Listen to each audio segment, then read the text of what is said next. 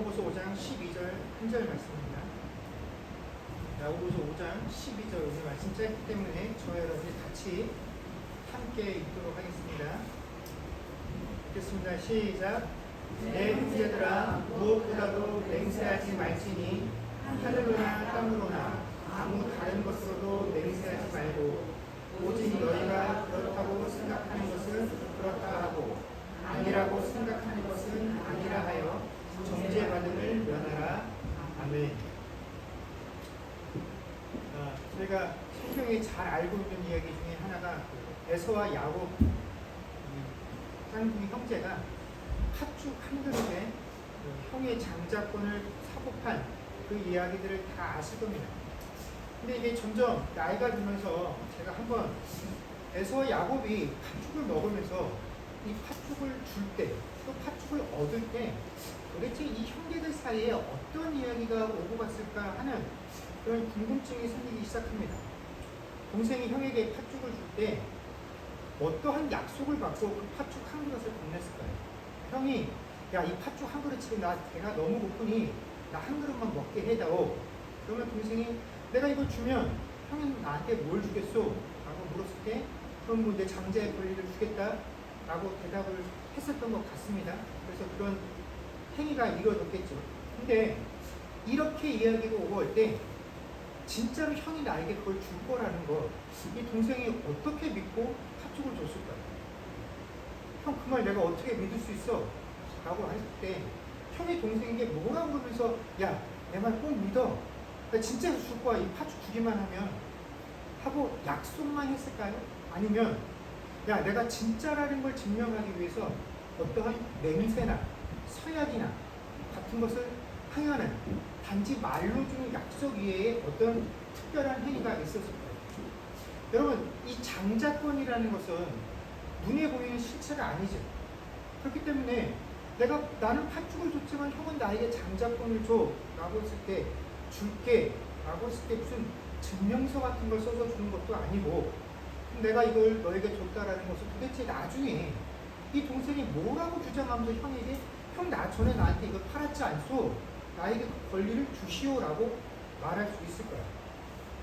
제가 점점 크면서 어렸을 때에는 이 동생 야곱이 형 에서에게 사기를 쳐서 그 장자권을 팥죽 한 그릇에 사갔다라는 생각을 그런 이야기를 들으면서 컸는데 나중에 점점 크면서 세상의 이치를 알고 보니까 이게 동생이 형한테 사기를 친 게 아니라 형이 동생한테 사기를 쳤다라는 생각이 더 크게 드는 것입니다.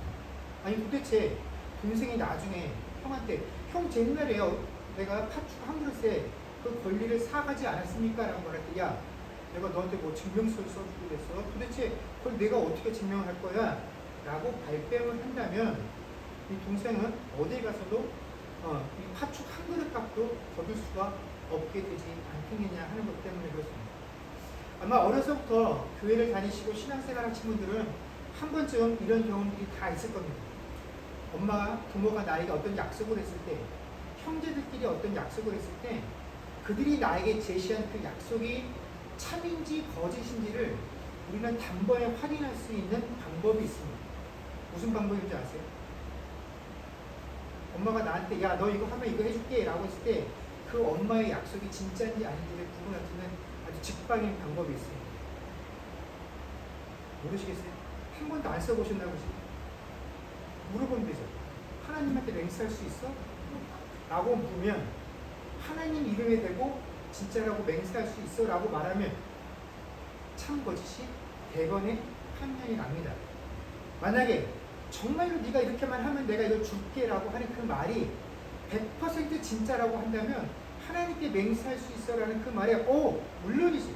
네가 하기만 하면 내가 이거 해줄게 라고 약속을 하지만 그 제안에, 그 약속에 단 1%만이라도 거짓된 마음이 포함되어 있다고 한다면 이 말에 누구도 자신있게 그래 라고 대답하지 못한다라는 것입니다. 거짓말을 하려던 그리스도인들이 하나님께 맹세할 수 있어?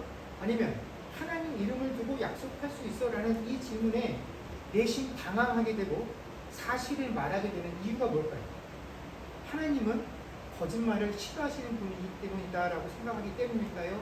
아니면 하나님의 이름은 거룩하시기 때문에 그 거룩하신 하나님의 이름을 나쁜 데 사용하면 안 된다라고 우리가 느끼기 때문일까요?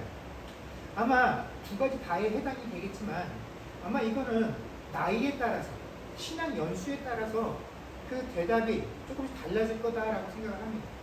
어린 아이들은 형제들끼리는 어릴 때 이렇게 질문을 하면 거짓일 경우에 아니야 난 하나님께 이름에 맹세 못해라고 말을 하는 이유는 거짓말이 나쁘다라고 배웠기 때문에 그렇다라는 것이죠. 거짓말을 원래도 하면 안 되는데 하나님 이름으로 맹세할 수 있어. 그러면 내가 이렇게 하나님 이름을 두고 맹세했다가 이게 거짓인 것이 들통이 나면 하나님께 나중에 하나님은 거짓말을 싫어하시는데 하나님에게 벌받지는 않을까라는 그런 두려움 때문에 아니 나 맹세하지 않아라고 대답을 합니다.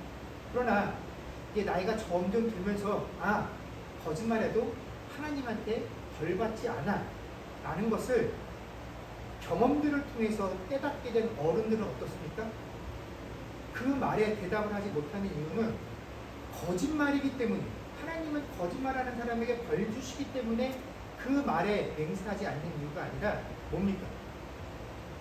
하나님 이름을 이런 데 사용한다는 것에 대해서 내가 꺼림칙하고 부담감을 느끼기 때문에 아니야 나는 그러면 약속할 수 없어 라고 대답을 하게 된다라는 것입니다.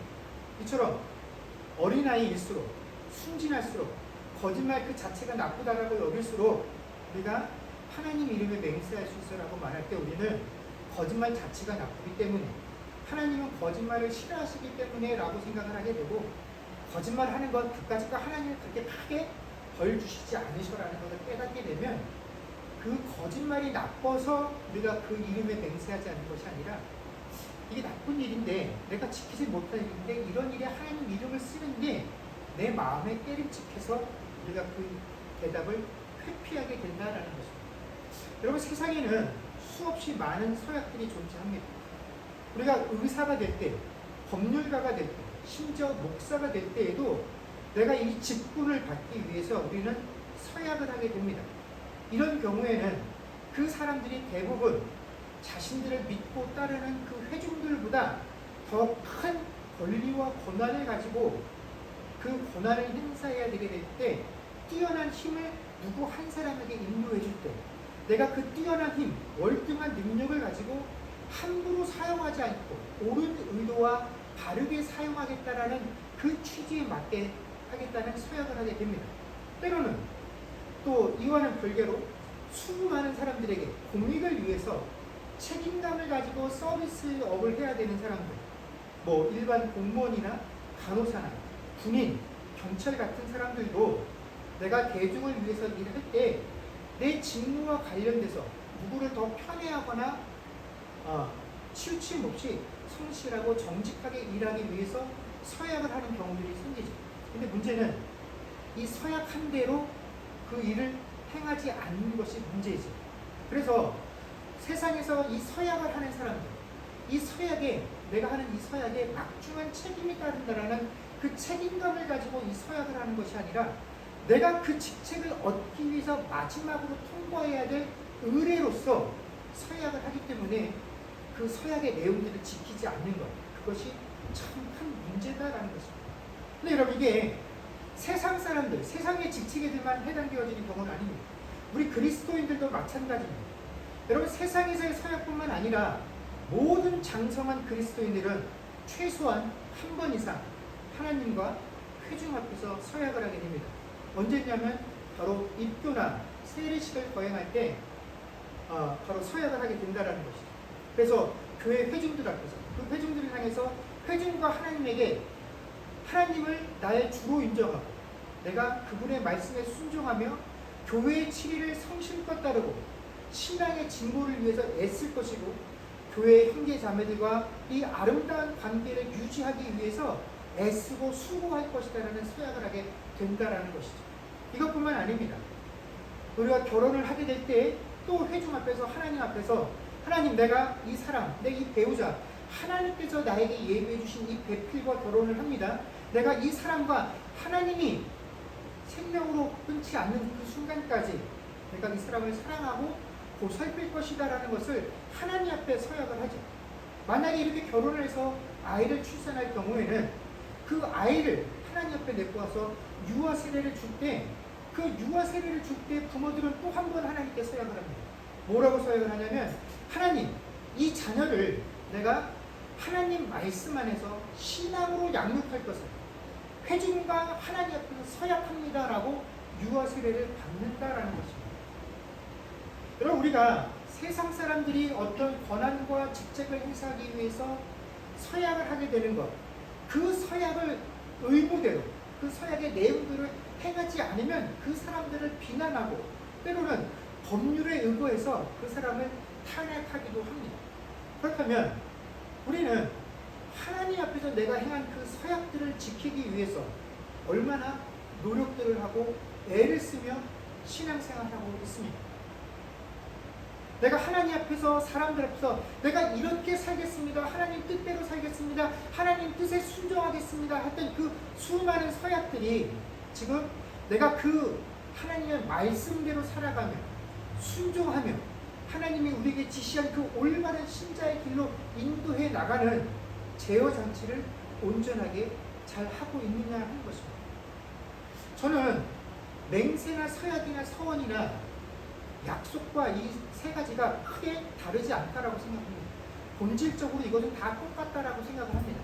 서약을 하든지 서원을 하든지 맹세를 한다라는 것은 결국 내가 한 약속, 내가 그 한 약속을 분명하게 이해할 것이다라는 것들을 사람들에게 확인시켜주는 행위가 맹세고 서약이기 때문에, 이 맹세를 했기 때문에 더 중요하고 그냥 약속만 한 것은 덜 중요하다라고 여기지 않습니다. 그런데 살다 보면 세상에 많은 사람들이 이 약속이라는 것과 맹세에 대해서 서로 다른 무게와 책임감으로 이해한다는 것에 놀라게 됩니다. 우리가 사람들끼리 말로 주고받은 이 약속은 분명히 행해야 하기 때문에 이 분명히 행하겠다라는 그 내 다짐을 보여주기 위해서 맹세를 한 것인데, 맹세를 했으면 꼭 지켜야 한다라고 생각들을 합니다. 그러나 그저 약속을 한 정도라면 지키려고 애를 써보더라도 꼭 못 지키게 돼도 크게 문제될 것이 없다라고 여기는 것이죠. 그래서 우리가 세상 사람들이 좋아하는 게 뭡니까? 각서 쓰는 거 좋아하지. 내가 다시는 이렇게 안 할게, 내가 꼭 이렇게 할게, 그 말의 신빙성을 보장하기 위해서 그럼 각서 써 라고 하죠. 그러나 사실 각서는 법적으로 아무런 효력이 없는 겁니다. 단지 이 문제로 재판에 가게 됐을 때 이 사람이 각서를 썼다라는 게 중요한 증거가 될 수 있지만 각서의 내용대로 꼭 해야 된다는 법률적 효력은 없다라는 것이죠. 그만큼 이 각서라는 것, 혹은 우리가 하는 맹세라는 것은 약속 그 이상의 의미가 없다라는 것입니다. 근데 우리는 세상을 살아가면서 입으로 나온 약속보다는 이런 맹세나 서약을 훨씬 더 중요하게 여긴다라는 것이죠. 유대인들도 그렇게 생각했습니다. 그래서 그들은 다른 것은 몰라도 하나님의 이름으로 맹세하는 것은 반드시 지켜야 된다라고 생각을 했기 때문에 지금도 처음에는 내 약속을 분명하게 했다는 그 확신으로 하나님 이름으로 맹세해 라고 사용을 했었는데, 이렇게 하나님 이름으로 맹세해놓고 약속을 못 지키는 일들이 빈번하게 벌어지기 시작하니까 아차 싶어서 이제 그들이 유대인들의 그 율례를 바꾸기 시작하죠. 그래서 바꾸게 된 내용이 뭐냐면, 하나님 이름으로 맹세하면 안 돼. 그래서 하나님 이름으로는 맹세할 수 없게 했다라는 거죠. 근데 이 내용이, 이 율법의 맹점이 뭐냐면 약속한 것은 지키지 않아도 됩니다.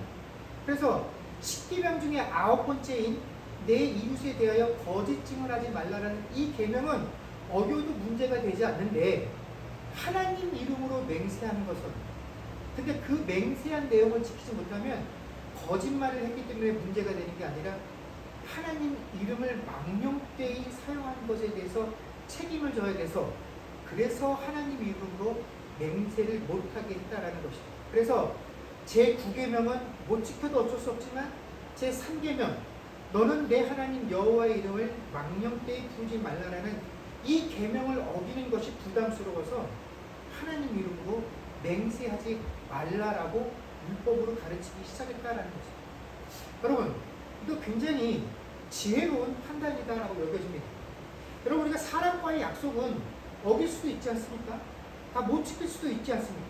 그러나 내가 사람과의 약속은 못 지키더라도 최소한 하나님의 이름만큼은 그 거룩함을 지켜내기 위해서 야, 하나님의 이름으로는 약속하면 안 돼, 맹세하면 안 돼, 이런 시도들이 우리가 한편으로 보면 매우 신앙적이고 경건해 보이기까지도 한다라는 것입니다. 그래서 야고보 사도도 맹세하지 말라라고 말한 것이다. 원래 이 오늘 저희가 읽었던 야고보서 5장 12절의 내용은 마태복음 5장 34절에서 37절까지 나오는 예수님께서 맹세하지 말라라고 하셨던 그 내용들을 축약해 내어놓은 내용입니다. 그런데 예수님께서 산상수훈에서 이스라엘 백성들에게 야, 맹세하지 말라라고 말씀하셨음에도 불구하고 사실 성경에는 구약에도 신약에도 하나님께서 맹세하셨다라는 내용들이 아주 빈번하게 등장을 합니다. 근데 우리가 다 찾아볼 수는 없고요. 그래서 구약과 신약에서 한 가지 예만 찾아보도록 하겠습니다. 제가 읽겠습니다. 그냥 눈으로 보십시오. 창세기 22장 16절에 보면 이르시되 여호와께서 이르시기를 내가 나를 가리켜 맹세하노니 내가 이같이 행하여 내 아들 내 독자도 아끼지 아니하였은즉 이라고 말씀하셔서 예수님은 백성들에게 야, 하나님의 이름으로 맹세하지 마 라고 말씀하셨지만 사실 하나님은 당신의 이름으로 그 백성들에게 맹세를 하셨다라는 것입니다. 신약에도 보면 사도행전 2장 30절에 보면 그는 선지자라 하나님이 이미 맹세하사 그 자손 중에서 한 사람을 그 위에 앉게 하리라 하심을 알고, 여기서 보면 그는 다윗입니다. 베드로가 이스라엘 백성들에게 예수님께서 부활하신 그 내용을 설명하실 때에 이미 하나님께서 맹세하신 내용이다라는 것을 말씀해 주시면서 그는 선지자라 하나님이 이미 맹세하사라고 해서 구약과 신약에도 하나님께서 맹세라는 것을 사용하셨다라는 것을 우리에게 언급해 주십니다. 그런데 이뿐만이 아니라 사람들에게 맹세하지 말라라고 하셨던 그 예수님조차도 맹세를 사용하셨다라는 것이죠. 어디 나오냐면 마태복음 26장 63절에서 64절 내용입니다. 우리 본문의 말씀을 한번 같이 읽도록 하겠습니다. 읽겠습니다. 시작. 예수께서 침묵하시거늘 대제사장이 이르되 내가 너로 살아계신 하나님께 맹세하게 하노니 내가 하나님의 아들 그리스도인지 우리에게 말하라. 예수께서 이르시되 내가 말하였느니라. 아멘. 여러분, 만약 맹세하는 것 자체가 예수님께서 말씀하시는 것처럼 야, 하나님의 이름으로는 맹세하면 안 돼, 그것 자체가 죄야 라고 말씀하셨다 하고 그게 그런 의미였다라고 한다면 바야바가 예수님에게 네가 정말 하나님의 아들이냐, 근데 너 이 질문에 대답할 때 하나님께 맹세하고 사실대로 말해야 돼? 라는 그 물음에 대해서 야, 하나님께 맹세하는 것 그 자체가 죄이기 때문에 나는 네 질문에 대답할 수 없어 라고 대답을 하셨어요. 하지만 자, 너 내가 묻는 질문에 똑바로 대답해, 하나님 이름에 대고 맹세하면서 사실대로 말해 하는 그 질문에 대답을 해 주셨다는 것은 그 맹세의 요구를 받아들이셨다라는 것이죠. 하나님 이름에 두고 맹세하니 내가 바로 그가 맞다라는 것입니다. 그러니까 예수님께서 맹세하지 말라, 하나님 이름으로 맹세하지 말라라는 것은 맹세라는 그 행위 자체를 금지하신 것이 아니라 그 맹세의 내용을 언급하시는 것입니다. 즉, 우리 인간들이 내가 입술로 그냥 약속만 내뱉은 것은 그 내용에 대해서 스스로 책임지지 않으려고 하고 어겨도 상관이 없다라고 여기면서 단지 그 말에 맹세라는 행위가 들어가게 되면 그것은 꼭 지켜야 한다라고 믿는 그 행위 자체, 우리의 그 말, 약속에 신실하지 못한 우리의 이중적인 태도를 책망하시는 것이 하나님 이름으로 맹세하지 말라라는 그 말씀의 참 의미이다라는 것이죠. 여러분, 하나님의 이름으로 맹세하기 때문에 문제가 되는 것이 결코 아닙니다. 예수님께서 너희가 하나님 이름으로 맹세하지 말라라고 말씀하셔서 마태복음 53장 34절과 35절에서 또 이렇게 말씀하십니다. 나는 너희에게 이르노니 도무지 맹세하지 말지니 하늘로도 하지 말라. 이는 하나님의 보좌이니 땅으로도 하지 말라. 이는 하나님의 발등상이며 예루살렘으로도 하지 마요. 이는 큰 임금의 성이며. 여러분, 예수님께서 하나님 이름뿐만 아니라 하늘로도 땅으로도 예루살렘 성전으로도 우리가 하나님 이름을 제외하고 우리가 이스라엘 백성들이 거룩하다고 여기는 그 모든 대상으로 그걸 대상을 삼아서 맹세하는 그 행위 자체를 금지시킨 것은 무엇입니까? 너희가 하나님 이름뿐만 아니라 무엇을 두고 맹세를 해도 하나님 이름을 피했기 때문에 사용해도 좋다라는 것이 아닙니다. 하늘은 뭡니까? 하나님이 계신 보좌라는 것입니다. 땅은 뭡니까? 하나님이 계신 발등상이라는 것입니다. 예루살렘 성은 뭡니까? 하나님께서 거하시는 보좌라는 것이죠. 즉 우리가 우리 눈에 보이고 우리가 인지하고 있는 모든 기억 속에 우리가 알고 있는 대상 중에 하나님의 섭리와 성길과 눈길이 닿지 않는 것이 단 한 군데도 없다라는 것입니다. 그러니 그저 내가 거룩하냐 거룩하지 아니하냐를 따라서 그곳에 대고 맹세를 하고 하나님 이름 맹세하지 않았기 때문에 지키지 않아도 상관없어 라고 말하는 것은 바로 우리의 잘못이다라는 것입니다. 내가 하나님 이름 아니고 거룩하지 못한 대상을 가지고 맹세를 했다라고 할지라도 하나님의 눈길이 하나님의 귀가 우리의 약속으로부터 벗어나지 않는다라는 것입니다.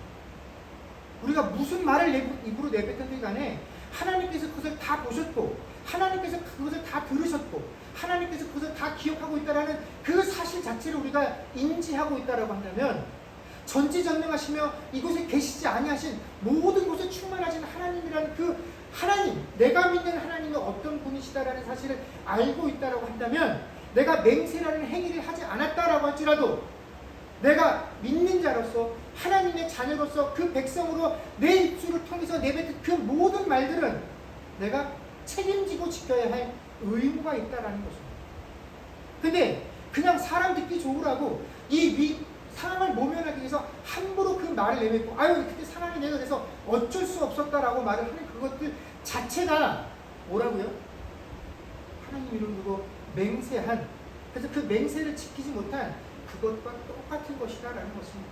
하나님의 이름을 욕되게 하는 것과 하나도 다를 것이 없다라는 것이 맹세하지 말라라는 이 야고보 사도와 예수님 말씀의 참된 의미이다라는 것입니다. 내가 맹세를 했기 때문에 그 맹세 때문에 내가 한 말을 더 잘 지켜야 한다는 것, 이것이 얼핏 보면 우리에게 더 경건한 것처럼 보일 수 있으나 오히려 우리 이러한 행위들, 맹세를 더 신봉하는 이런 태도가 우리로 하여금 신실하지 못하라는 것을 드러내는 증거일 뿐이다라는 것입니다. 그래서 성경이 우리에게 뭐라고 말합니까? 그냥 예면 예라고 아니면 아니오라고 말하라는 것입니다. 우리에게 있는 사실 그대로 말하면 된다라는 것입니다. 그리스도인이 야 저 사람 그리스도인인데 저 사람이 예 그러면 그건 진짜 예야. 더 이상 거기에 사족을 달 필요가 없어. 왜 그러냐고 우리가 물어볼 필요가 없어. 저 사람 그리스도인이야. 근데 저 사람이 아니요 라고 말하면 그건 진짜야. 우리가 왜 그러냐고 자꾸 이유를 물어볼 필요가 없어. 그래서 그리스도인들의 말은 예면 예, 아니면 아니요 라고 하면 충분하다라는 것입니다. 그런데 그리스도인 우리가 세상을 살아가면서 예, 아니요 하는 그 말을 넘어서서 뭔가를 자꾸 첨가하려고 하는 그 모든 행위들은 어디서부터 나오는 것이냐면 다 악으로부터 나오는 것이다 라고 주님께서 우리에게 말씀하신다라는 것입니다. 그런데 저희가 지금까지 살펴본 이 맹세라는 것, 서약이라는 것, 약속이라는 것, 이 내용들 사실 우리가 이 내용 자체만으로도 우리가 이해하는 데 전혀 어려움이 없습니다. 근데 갑자기 저희가 지난주까지 야고보 사도가 5장 말씀들을 통해서 우리가 끊임없이 강조하셨던 것은 뭐냐면 우리가 고난을 받을 때 인내해야 된다는 말씀을 해주셨다라는 것입니다.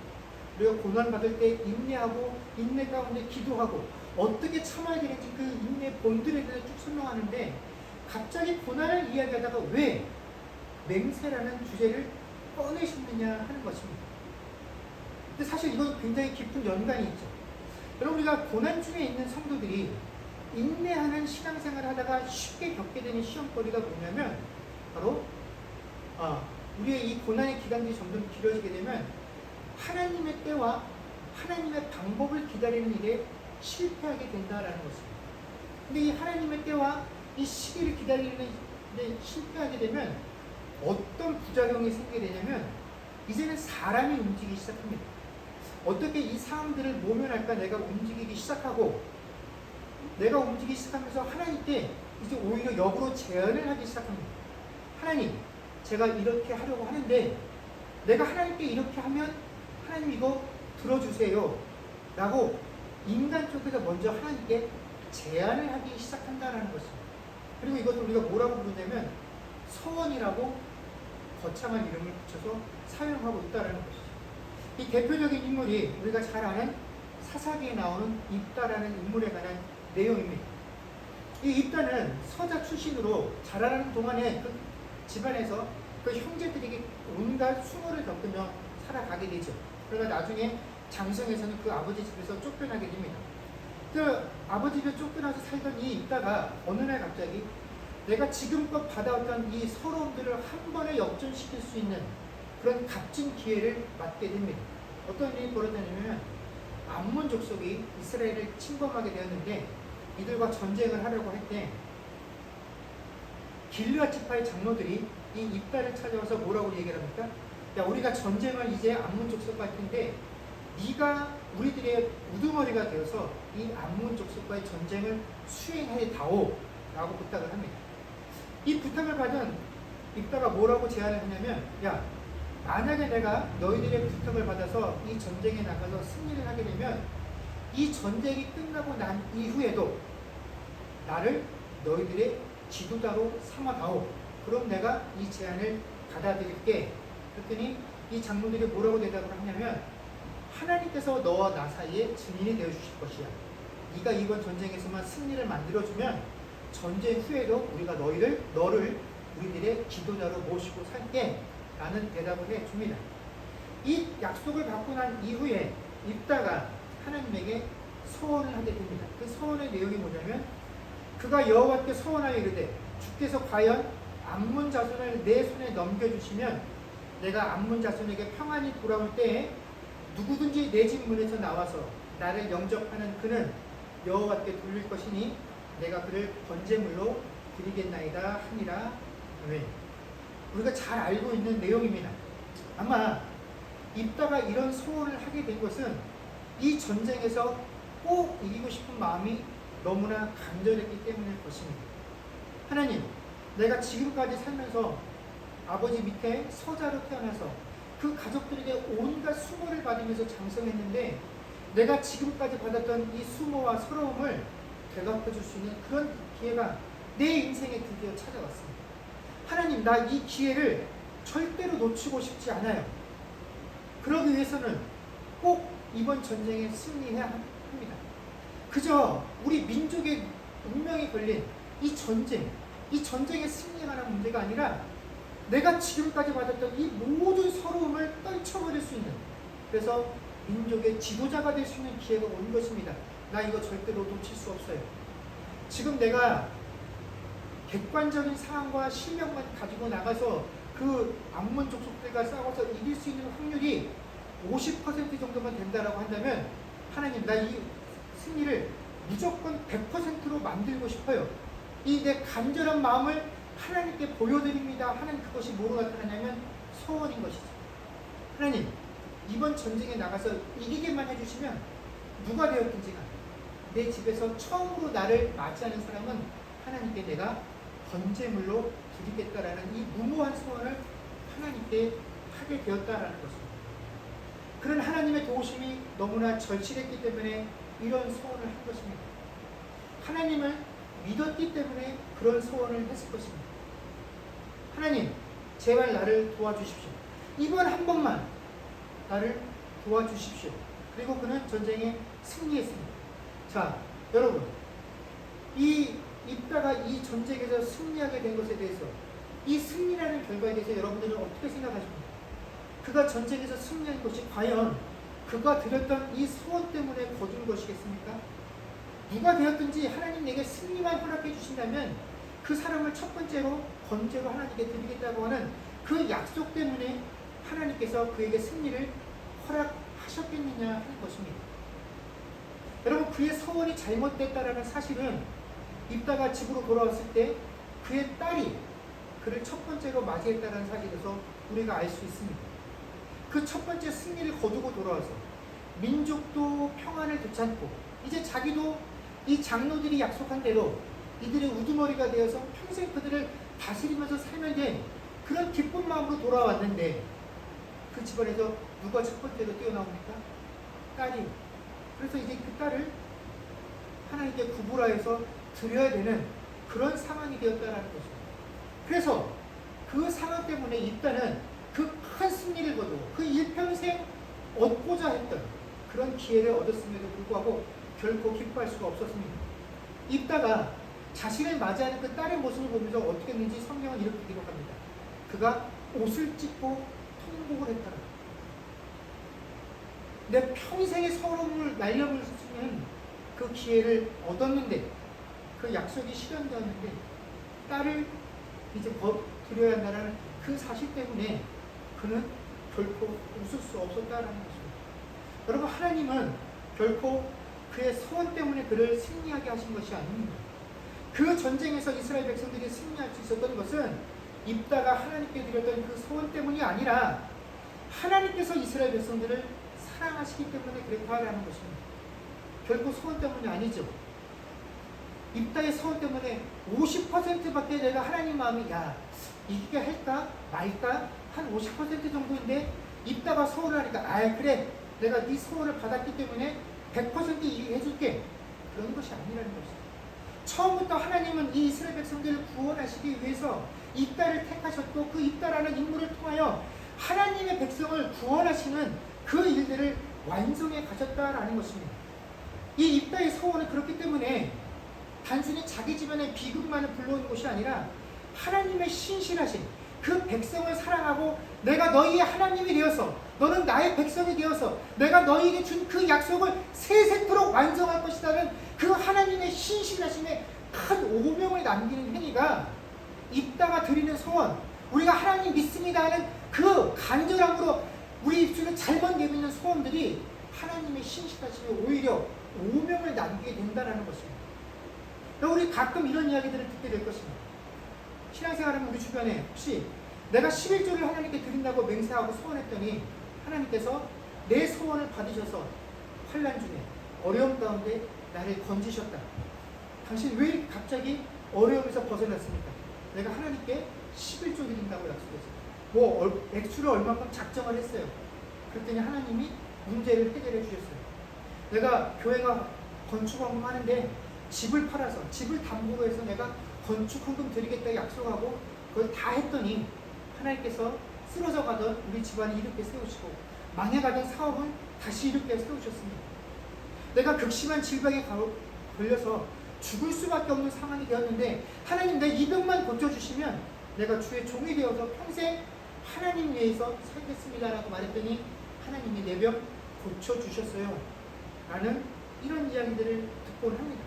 그런데 여러분, 이런 간증들 속에 등장하는 하나님의 모습을 우리가 살펴보게 되면 이런 하나님은 어떤 하나님이냐면 우리가 무엇을 바치지 않으면 내게 있는 뭔가를 드리지 않으면 그분은 도무지 우리를 돌아보지 아니하시는 그런 하나님이시다라는 것입니다. 우리를 고난과 환난 가운데 내팽개쳐 오시고 네가 과연 깨닫고 나에게 무엇을 바칠까를 곰곰이 살펴보시는 그런 하나님으로 만들어버린다라는 것입니다. 그러나 하나님은 결코 우리의 소원과 우리의 헌신과 우리의 맹세 때문에 우리를 도우시는 것이 아닙니다. 그냥 하나님의 선하심 때문에 우리를 도우시는 것입니다.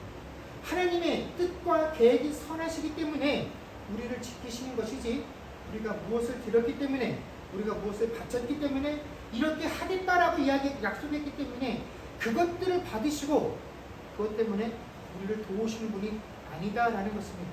하나님은 결코 무엇이 부족하셔서 우리의 것을 받아야만 일하실 수 있는 분이 아닙니다.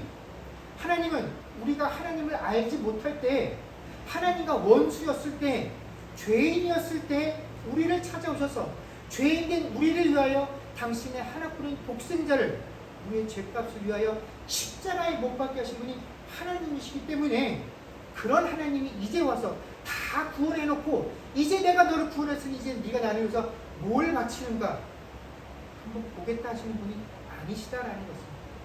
그렇기 때문에 우리가 이런 간증을 하거나 이런 간증을 들을 때 굉장히 조심해야 합니다.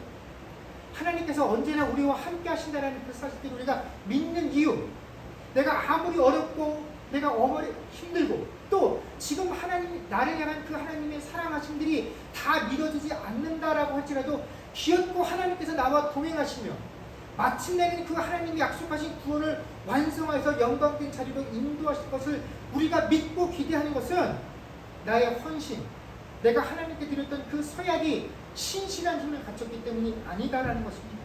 내가 하나님께서 이렇게 했기 때문에 하나님이 그것을 믿고 야 네가 그렇게 하겠다고 했으니 내가 한번 너를 믿어보고 끝까지 너를 위해서 애써보겠다 하는 것이 아니라 우리가 이렇게 드리면 하나님께서 반드시 이루어주신다는 그런 규칙도 없다라는 것입니다. 그저 하나님의 선하심이, 하나님은 우리를 사랑하시는 그 하나님의 사랑하심이, 내가 너를 구원하고 마지막까지 너를 지키겠다고 하는 그 하나님의 약속에 근거하는 것이 바로 하나님의 신실하심, 왜 우리가 하나님을 믿고 신뢰할 수 있는지에 대한 유일한 답이다라는 것입니다. 그런데 이것을 넘어서서 내가 하나님께 무언가를 한다는 것, 예면 예, 아니면 아니오, 그 이상을 넘어서서 우리가 하는 그 모든 것들은 우리가 볼 때는 야, 저 사람 정말 믿음 좋아서 저렇게 어렵고 힘든데도 이걸 바치겠다고 하네, 이렇게 헌신하겠다고 하네 라고 하니까 우리 인간의 마음과 견지로 보면 야, 참 믿음 좋은 신앙 좋은데 그렇게 느껴지겠으나 하나님 보실 땐 네가 그렇게 하는 모든 제안들은 하나님이 볼 때 다 악으로부터 나온 것이다 라는 것입니다. 아, 네가 나를 신뢰하지 못하는구나, 내가 너에게 준 약속들을 네가 믿지 못하는구나, 이렇게 해서라도 받아내야 한다라고 여기는구나 라고 평가받는다라는 것입니다. 그런데 우리가 이렇게 고난에 처하게 될 때, 어렵고 힘든 상황에 빠지게 되면 혹시 하나님께서 내게 무언가 요구하고 계신 것이 아닌가? 내가 지금 하나님께 뭔가를 드려야 되는데 더 큰 헌신을 해야 되는데 내가 잊고 있어서 하나님께서 내게 그것을 깨닫게 하려고 하시는 건 아닌가 하는 이런 악한 생각들을 갖게 되고, 그렇게 해서라도 내가 뭔가 좀 더 어렵고 힘들지만 내 몸과 내 시간과 내 물질과 뭔가를 더 하나님께 드려서라도 내 의지와 정성을 보이면 하나님께서 다른 사람들보다 나를 좀 더 챙겨주지 아니하실까 하는 그런 절박함들이 우리로 하여금 하나님께 잘못된 맹세와 서약으로 나아가게 한다라는 것입니다. 그러나 우리가 하나님께 하나님, 내가 이렇게 하겠습니다, 이걸 하나님께 드리겠습니다, 내 평생 이런 모습으로 하나님께 살겠습니다 하는 이런 헌신과 이런 서원들은 우리가 하나님께 은혜로 받은 그 결과, 그게 너무 감사해서 그 감사의 제목으로 드리는 것이지, 하나님 내가 이렇게 할 테니 하나님 내게 이걸 주십시오 하는 그런 조건으로 드릴 수 있는 것은 아무것도 없다라는 것입니다. 하나님은 지금도 네가 나에게 무엇을 채워주면 내가 나도 너에게 무엇을 채워주겠다, 지켜주겠다 하는 그런 말씀 하지 않으신다라는 것입니다. 여러분, 우리가 하나님께 소원, 맹세 이런 것을 하지 말라라는 말이 아닙니다. 정말 우리가 보면 할 수 없는 상황이고 할 수 없는 여건임에도 불구하고 하나님, 내가 하나님 위해서 이렇게 살고 싶습니다, 이것 하나님께 드리고 싶습니다, 보태고 싶습니다, 이런 마음이 든다라고 한다면 이거 하나님께 하면 됩니다. 내가 없는 상황에서라도 여의치 않은 형편에서도 이런 마음을 하나님께서 내게 주셨다라고 한다면 하나님 감사합니다 하고 하나님께 헌신하시면 됩니다. 아니 실제로 우리가 하나님을 신뢰하고 경외하면서 하나님의 백성으로 이 땅을 살아가려고 한다면 여러분, 우리는 남다른 헌신과 남다른 서약들이 필요합니다. 세상에 있는 사람들하고 똑같은 그 정도의 모습으로는 우리가 하나님 자녀답게 이 땅을 살아갈 수 없습니다.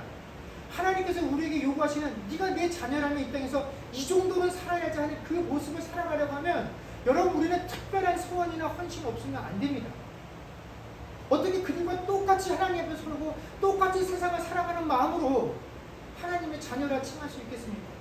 하나님, 내가 세상과 분명히 구별되어지는 하나님의 자녀로 살아가려고 합니다. 그러니 내가 그들과는 다르게 이렇게 살려고 합니다. 이게 하나님이 내게 허락하신 그 자녀됨의 축복과 그 은혜의 감사의 제목으로 내가 이렇게 결단합니다. 내가 이렇게 소원합니다. 내가 이렇게 헌신합니다.